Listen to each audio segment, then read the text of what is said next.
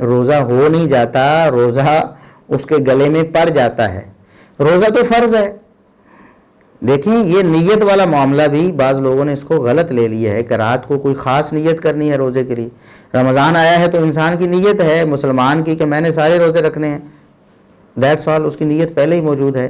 رات کو عشاء کی نماز پڑھ کے سو رہا ہے، اس کے ذہن میں لا محالہ یہ موجود ہے کہ فجر کو میں نے اٹھنا ہے، سحری کھانی ہے اور میں نے روزہ رکھنا ہے، اگرچہ نہ بھی اٹھ پائے، وہ کسی وجہ سے نیند کا غلبہ ہو جائے تو ہاں ایسا شخص جو بیمار ہو مثال کے طور پر، اور اتنا زیادہ بیمار ہے کہ وہ سمجھتا ہے کہ میں تو صبح کے وقت بھی میری یہی کنڈیشن ہوگی، میں تو روزہ نہیں رکھ پاؤں گا، لیکن پھر اس کی تھوڑی طبیعت سنبھل جاتی ہے تو پھر اس کو نیت کرنا ہوگی، کیونکہ پہلے سے اس کی جو نیت بنی ہوئی ہے وہ روزہ نہ رکھنے کی ہے بیماری کی وجہ سے۔ اب اسے نیت کرنا ہوگی، دل میں ارادہ ہی کرنا ہے کہ نہیں میں نے روزہ رکھنا ہی رکھنا ہے۔ اگر بعض لوگ بسا اوقات کشمکش میں ہوتے ہیں، روزہ رکھوں نہ رکھوں، رکھوں نہ رکھوں، اسی طرح سو جاتے ہیں۔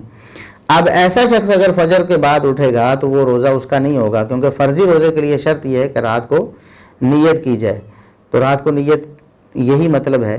یا پھر وہ سحری کے وقت اٹھ کے نیت کر لے، فجر کی اذان سے پہلے چاہے ایک لمحہ پہلے وہ یہ فیصلہ کر لے دل میں پختہ کہ میں آج روزہ رکھوں گا، تو اس کا روزہ ہو جائے گا۔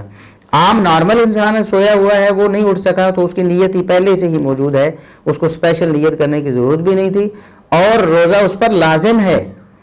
سحری کھانا یہ اختیاری عمل ہے، یہ مستحب ہے۔ اگر کوئی شخص سحری نہیں کھا پاتا، روزہ تو اس پر فرض ہی ہے، یہ نہیں کہ اس نے سحری نہیں کھائی تو لہذا روزہ اس پر فرض نہیں ہوگا۔ اگر کوئی شخص سویا رہ گیا ہے، وہ فجر کے بعد اٹھا ہے، اس کو روزہ رکھنا ہی رکھنا ہوگا ہر حال میں، افطاری تک اب اس کو کھانے پینے سے رکنا ہی ہوگا، اور دیگر روزے کی جو پابندیاں ہیں ان کو اپنانا ہوگا۔ ایسا نہیں ہے کہ وہ چونکہ فجر کے لیے اٹھ نہیں سکا سحری کے لیے تو لہٰذا اس پر روزہ ہی نہیں ہے، یہ غلط کانسیپٹ ہے، اس کو ختم کر دیں۔